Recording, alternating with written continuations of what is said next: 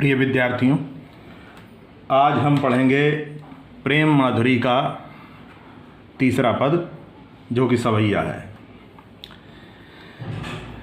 यह संग में लागिए डोलें सदा, बिन देखे न धीरज आनती हैं। छिनहूँ जो वियोग परे हरिचंद, तो चाल प्रणय की सुठानती हैं। बरुनी में थिरें ना झपें उझपें, पल में न समाई वो जानती हैं। पिए प्यारे तिहारे निहारे बिना, अखियाँ दुखियाँ नहीं मानती हैं। अब इसमें कवि ने वियोगिनी गोपियों के नेत्रों की व्यवस्था का मार्मिक चित्रण किया है। गोपियाँ कहती हैं कि हे प्रिय, हे कृष्ण, हमारी ये आँखें सदा आपके संग लगी रहती हैं, सदा आपके संग डोल रही हैं।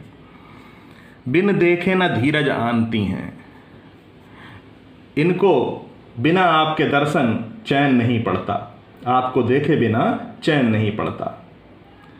छिनहूँ जो वियोग परे हरिचंद, और क्षण भर के लिए भी यदि आपके दर्शन न हो, क्षण भर के लिए यदि आपसे वियोग हो जाए, तो ये प्रलय की चाल प्रलय की सुठानती हैं, प्रलय की चाल ठान लेती हैं, अर्थात आंसू बहाना आरंभ कर देती हैं, बहुत अधिक आंसू बहाना आरंभ कर देती हैं। बरुनी में थिरें न झपें उझपें, ये बरौनियों में स्थिर नहीं रह पाती। पल में न समाई वो जानती हैं, झपें उझपें,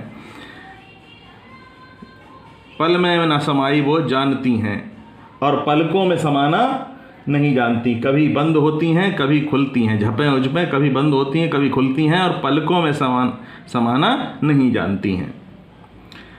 पिए प्यारे तिहारे निहारे बिना, अखियाँ दुखियाँ नहीं मानती हैं। और कहती हैं कि हे कृष्ण, हे प्रिय, आपको देखे बिना हमारी ये दुखी आंखें नहीं मानती हैं। तो यहाँ पर गोपियों की विरह व्यथा का वर्णन किया गया है। काव्यगत सौंदर्य में लिखेंगे, आँखों का मिलन,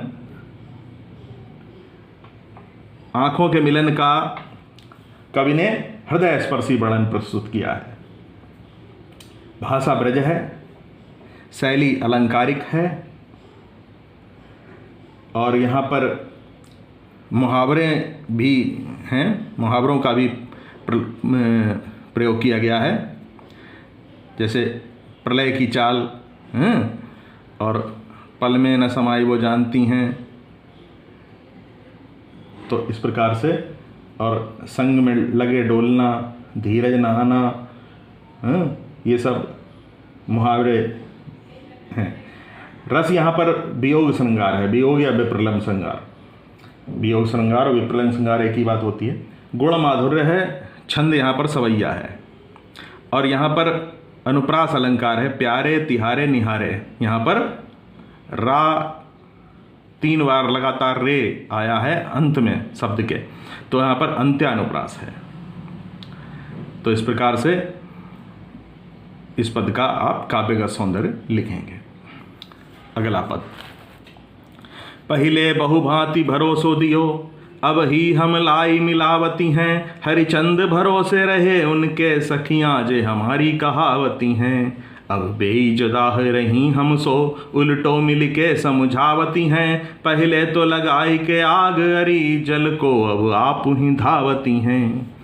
एक सखी अपनी अन्य सखियों के लिए कहती है, यहाँ पर उलाहना देती है।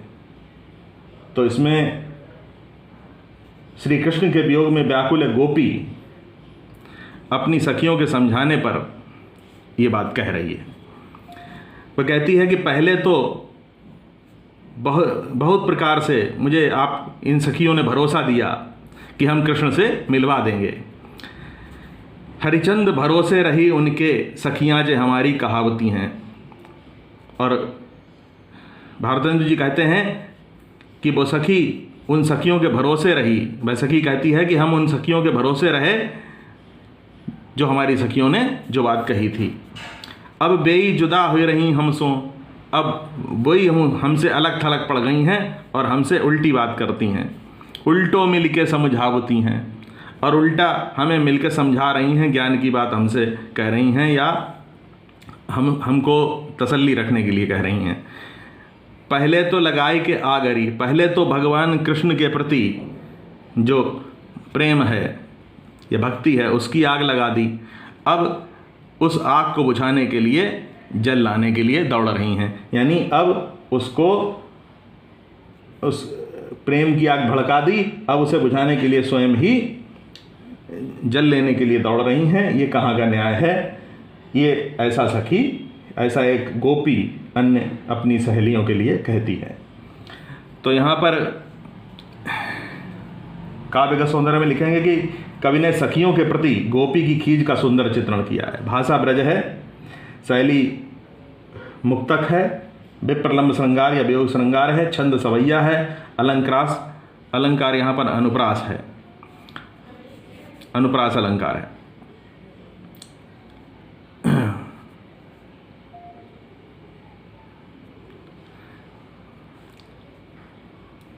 और यहाँ पर जो है पहले तो लगाए के और गुण प्रसाद है यहाँ पर।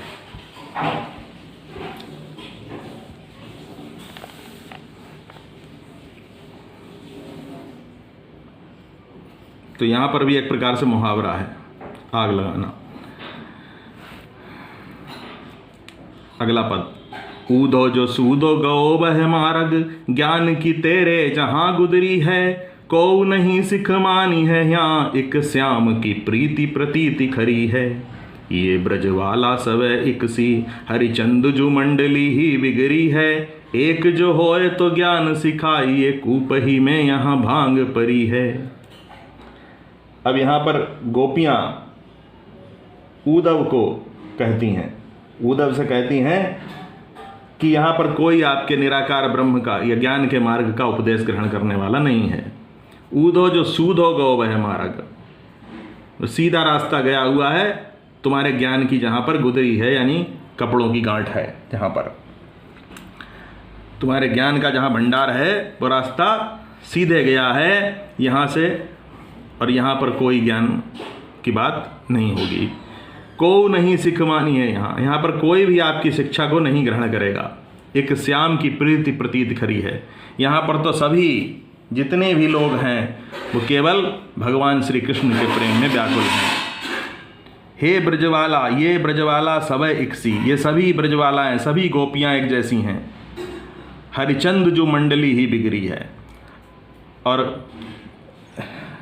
भारतेंदु हरिश्चंद्र जी कहते हैं कि यहाँ पर पूरी मंडली, पूरी टोली ही जो गोपियों की है वही बिगड़ी है, यानी वही भगवान कृष्ण के प्रेम में व्याकुल है। और इस प्रकार से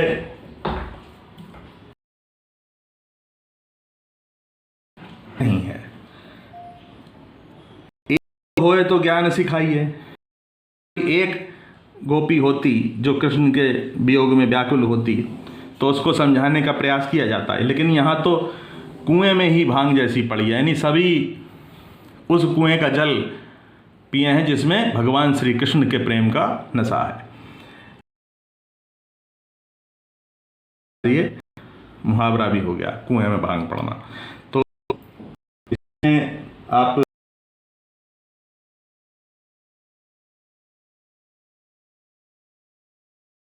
गोपियों का अनन्य प्रेम प्रकट किया है।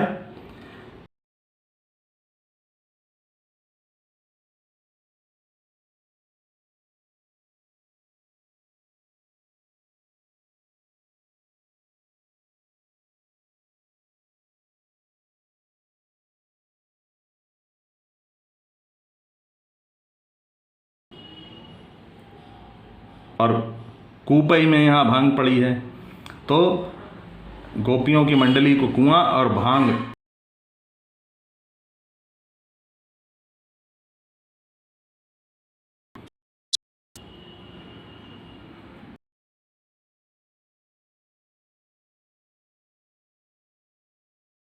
तून को कंत चहूं दिसि फूल रही सरसों, बर शीतल मंद सुगंध समीर, 57 हार भयो गरसों। अब सुंदर सांवरो नंद किशोर, कहे हरिचंद भयो गरसों, परसों को परसों कब पाए पिया परसों। इस सवैये में बसंत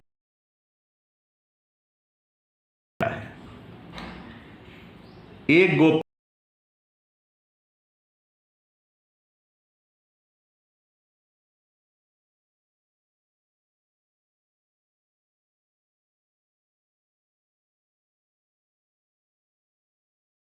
का स्वामी बसंत आ गया है। चारों दिशाओं और बहुत ही शीतल मंद सुगंध वायु बह रही है। 57 हार भयो गरसों, और गरसों यानी गले तक सताने लायक वातावरण है, मनमोहक वातावरण है।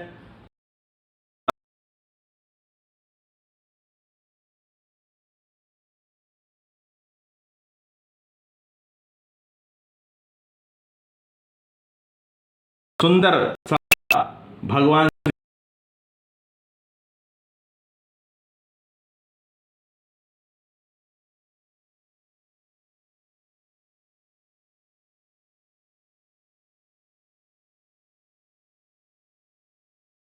यानी सांवला सलोना श्री कृष्ण था, वो गैर सा हो गया, भयो गरसों।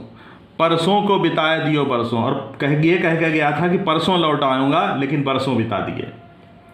तरसों कब पाए पिया परसों, और हम तरस रही हैं कि कब अपने उस प्रिय के को स्पर्श करें, उसके चरणों को स्पर्श करें।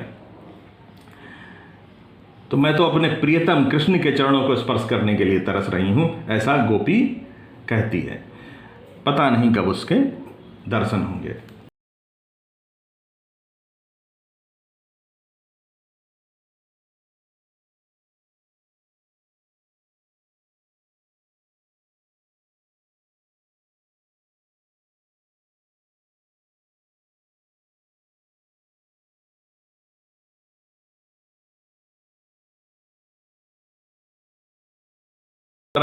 परसों का अर्थ आने वाला, कल के बाद वाला दिन होता है, और परसों का अर्थ यहां पर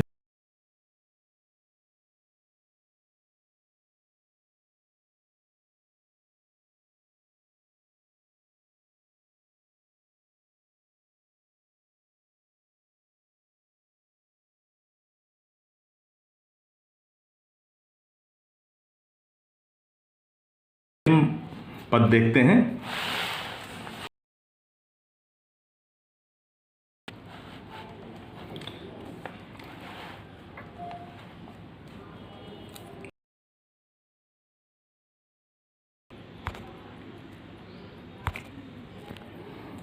इन दुखियान को ना चैन सपनेहु मिल्यो, प्यारे हरिचंद जू की बीती जानी औधी प्राण, चाहत चले पे ये तो संग ना समाएंगी। देखो एक बार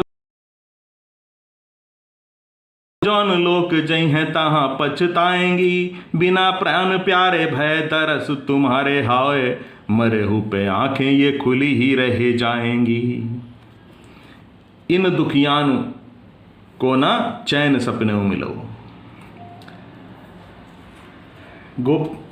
इस सवैये में श्री कृष्ण के विरह में व्याकुल गोपियों ने अपने नेत्रों की व्यथा का चित्रण किया है। अपनी आंखों के बारे में ये कह रही हैं कि इन दुखियान को ना चैन सपने मिला। बिरहणी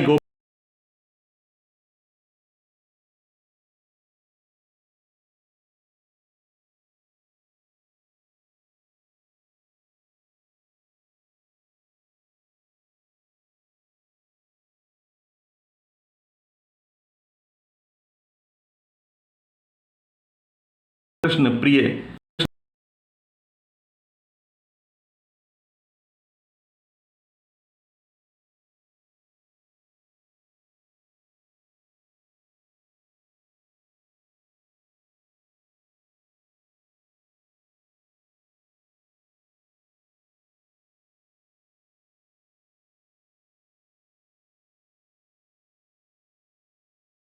देखो एक बार हूं ना नैन भरी तो ही आते, परंतु एक बार भी नैन भर के जी भर के उन्हें नहीं देख पाया। जौन जौन लोक जय हैं तहाँ पछताएंगी, ये नेत्र जहाँ जिस जिस लोक में भी जाएंगी वहाँ पछताएंगे ये नेत्र। बिना प्रयाण पारे भय दरस तुम्हारे हाय। बिना प्राण यानी प्राण चले गए और उसके बाद ये नेत्र जो हैं मृत्यु के पश्चात भी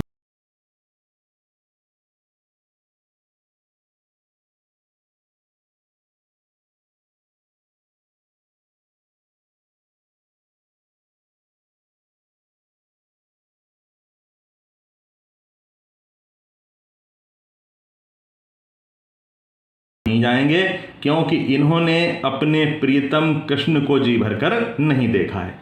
इसलिए जिस किसी भी लोक में ये नेत्र जाएंगे वहां पश्चाताप ही करेंगे। जिस किसी भी लोक में ये जाएंगे वहां पश्चाताप ही करेंगे। हे उद्धव, तुम श्री कृष्ण से कहना कि हमारे नेत्र मृत्यु के पश्चात भी तुम्हारे दर्शन में खुले ही रहेंगे। तो इसका काव्य का सौंदर्य इस प्रकार से लिखेंगे। गोपियों के एक निष्ठ प्रेम का यहाँ पर चित्रण है।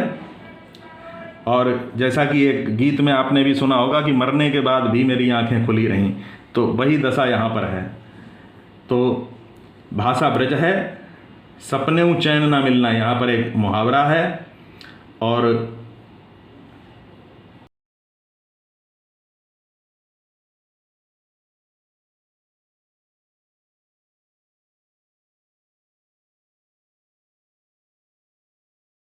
यहाँ पर पुनरुक्ति प्रकाश और अनुप्रास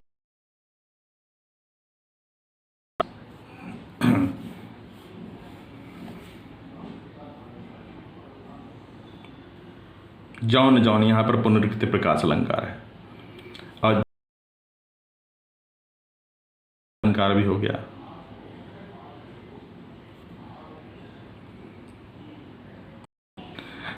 प्रकार से भारतेंदु जी के इस प्रेम माधुरी के सभी पदों की व्याख्या को समझा।